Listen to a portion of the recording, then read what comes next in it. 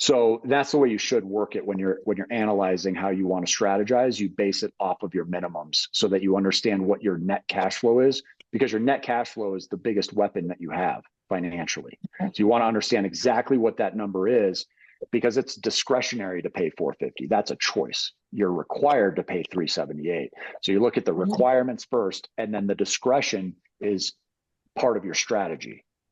You're saying, is it a better strategy to increase how much I apply towards the car, or is it a better strategy to apply that excess elsewhere? Oh, my mom has so in always, this case, yeah, she had always put in my head, you always pay extra. You always pay extra. Don't ever just pay the minimum. Well, we are going to be paying significantly extra. It might be that we're not paying 450 anymore. It might be that we're paying 378 plus 5,300, right?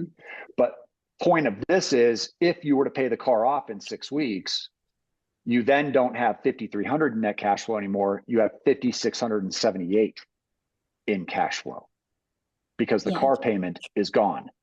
You understand?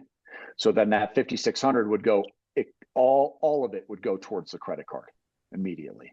Once you actually take the time to overcome the fear and address head on the reality of your money, and you see it firsthand, the amount of empowerment that comes from that is almost hard to over exaggerate to people. How much you will come away feeling like, okay, now I actually think I have some control here, even if it's not what you want to see.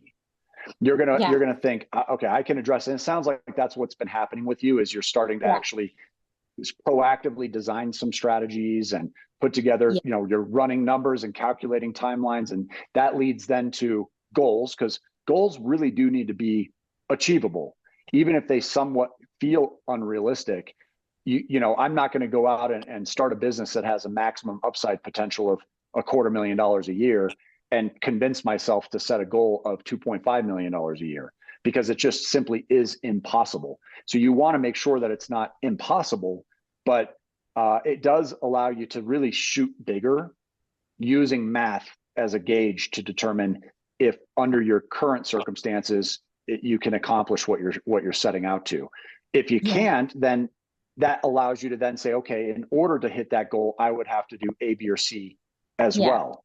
And so then you can start to, that's when people might go out and either get another job or start a side hustle, something that will obviously contribute favorably to that result. But at the same time, it really depends on the type of business you're trying to build, right? And so if I'm somebody that's never built a business before, I'm usually going to be better off starting a business that does require very little capital on the front end, and I work my way into earning enough to cash flow all my decisions moving forward. But again, I would definitely discourage you from taking on major expenses and taking on any amount of debt.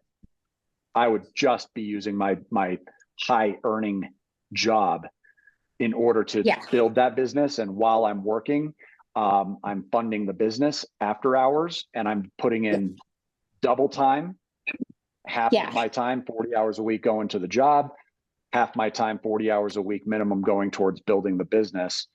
And I would use the income from the job in order to fund the things you need for the business until you make at least what you're earning with the job to quit.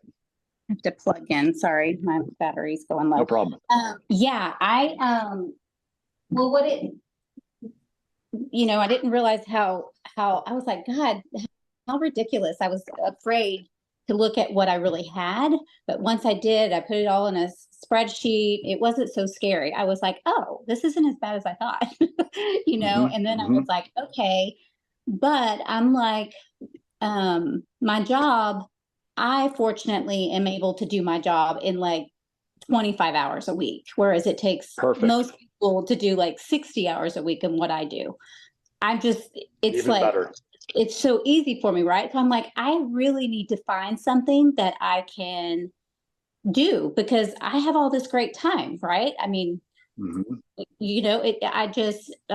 daughters are little adults now, so I don't really have that. I mean, I was like, I didn't know who I was without being a mom, but I'm like, okay, now what? That's really fantastic. And I can actually send you over a couple of ideas once we get off the call, I'll text it to you.